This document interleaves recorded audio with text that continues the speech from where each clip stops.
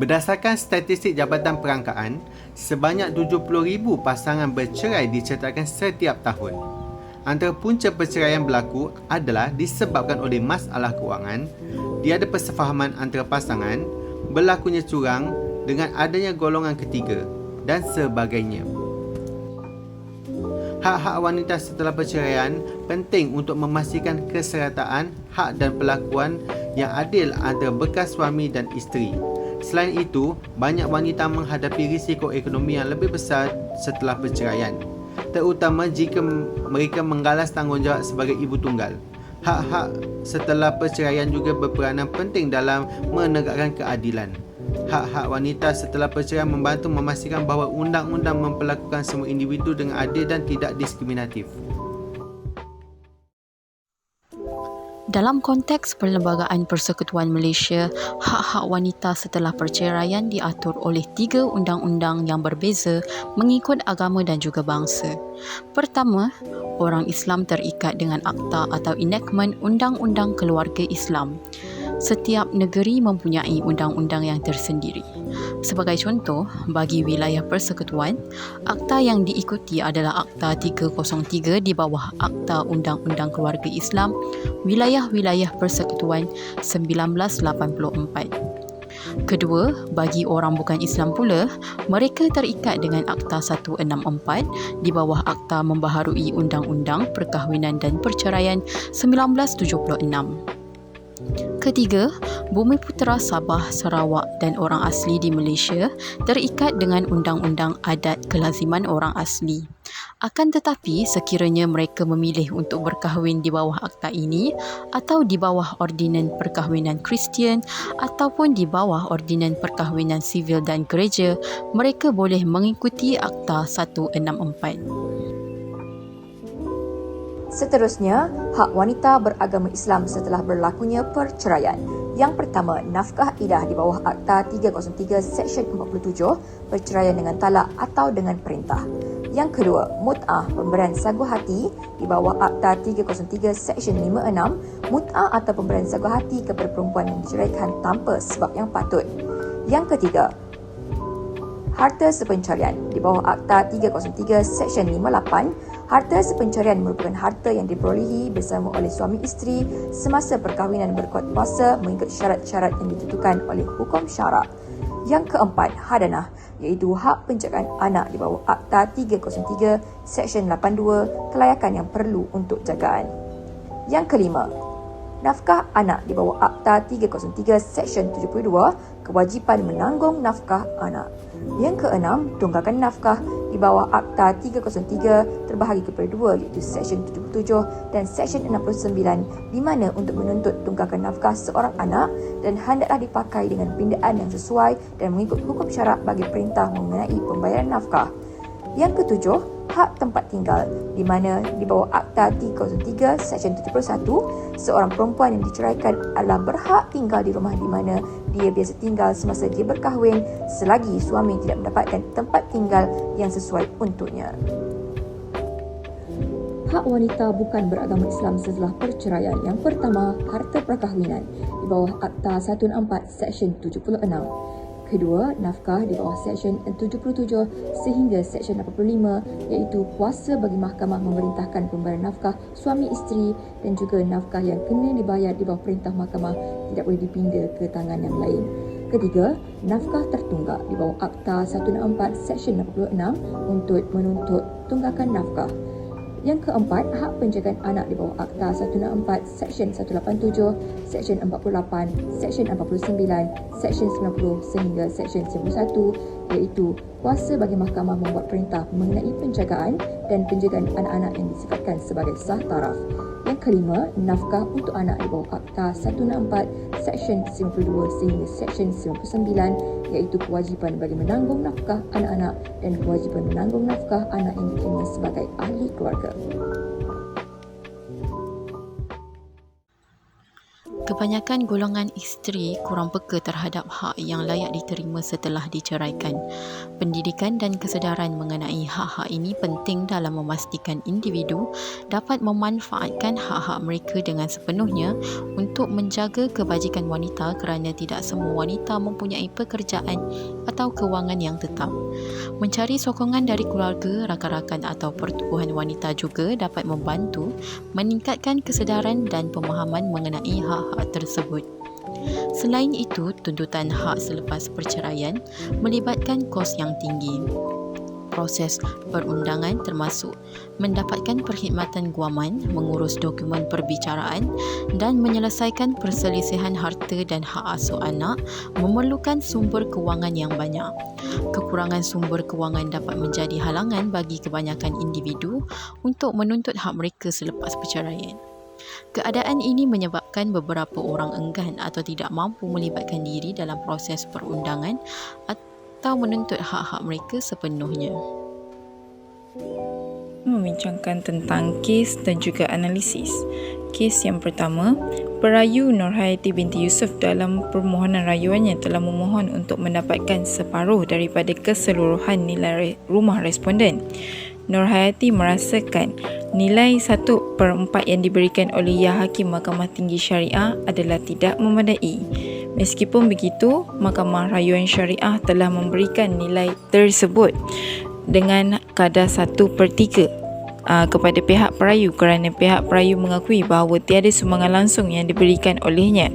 Selain itu, Nurhayati juga mendapatkan 20% daripada wang KWSP responden, walaupun pada dasarnya ia tidak boleh dianggap sebagai harta sepencarian. Hal ini kerana fatwa tersebut belum diwartakan di negeri Kelantan yang menyebabkan mahkamah tidak terikat dengan keputusan fatwa tersebut. Analisis bagi kes tersebut iaitu dalam kes ini, perayu telah memfailkan rayuan kerana tidak berpuas hati terhadap keputusan Hakim Mahkamah Tinggi Syariah Kota Baru. Hal ini menunjukkan bahawa perayu berani dalam menentang responden dalam menuntut haknya sebagai seorang wanita atau isteri yang diceraikan, walaupun perayu tidak memberi apa-apa sumbangan kepada rumah tersebut. Oleh itu, Mahkamah Rayuan Syariah telah sebulat suara membenarkan rayuan perayu berhubung harta tak alih, iaitu sebuah rumah teres 2 tingkat, dan juga mahkamah memutuskan 1/3 daripada nilai tersebut iaitu sebanyak RM93,334 diberikan kepada perayu, iaitu Nurhayati binti Yusof. Manakala perintah-perintah lain adalah dikekalkan kecuali pembayaran balik sebanyak RM15,000 diketepikan.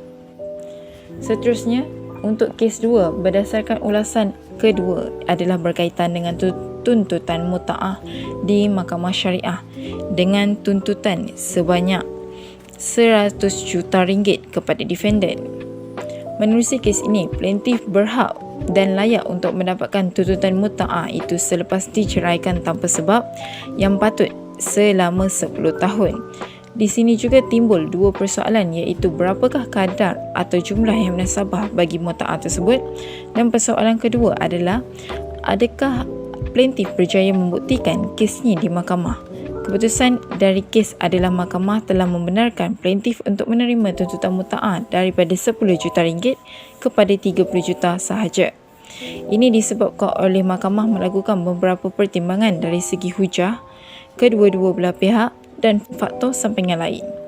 Oleh itu, pihak mahkamah telah memerintahkan defendant untuk membayar RM30 juta kepada plaintiff secara ansuran sebanyak 3 kali.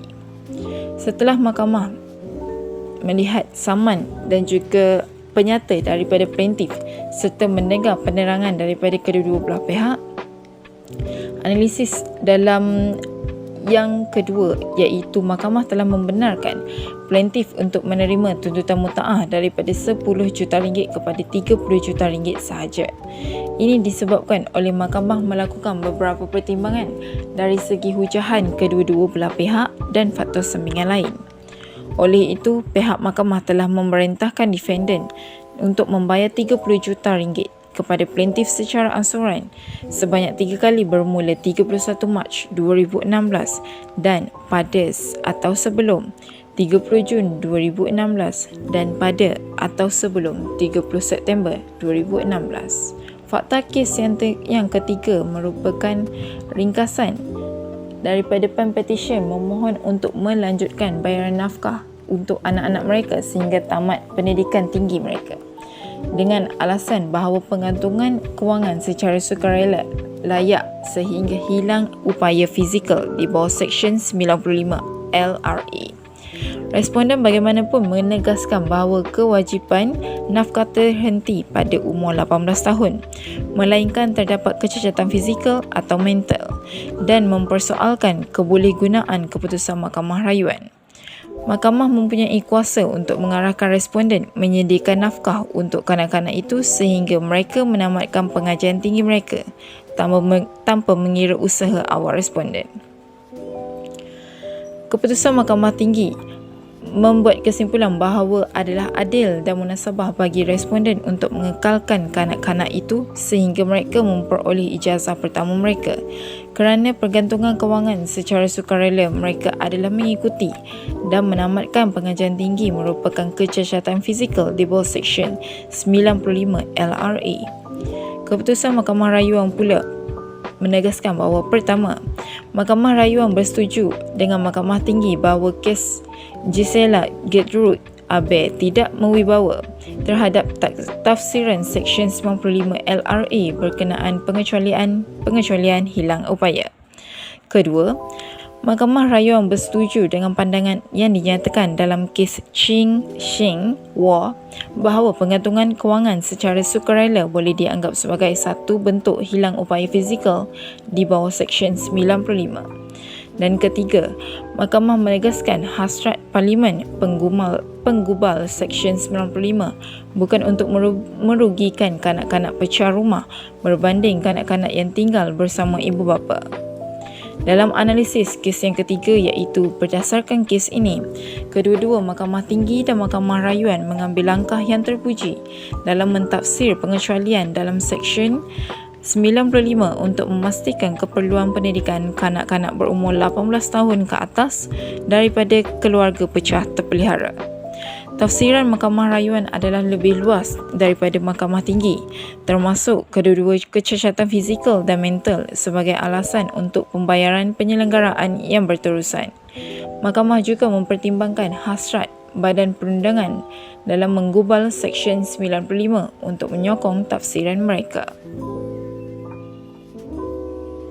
Kesimpulannya, perlindungan hak wanita selepas penceraian masih bervariasi dari negara ke negara.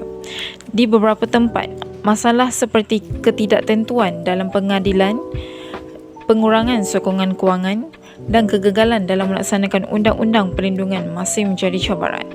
Oleh itu, terdapat keperluan untuk terus memperjuangkan hak wanita selepas perceraian, membaiki sistem perundangan dan meningkatkan kesedaran dalam masyarakat tentang pentingnya perlindungan hak-hak wanita.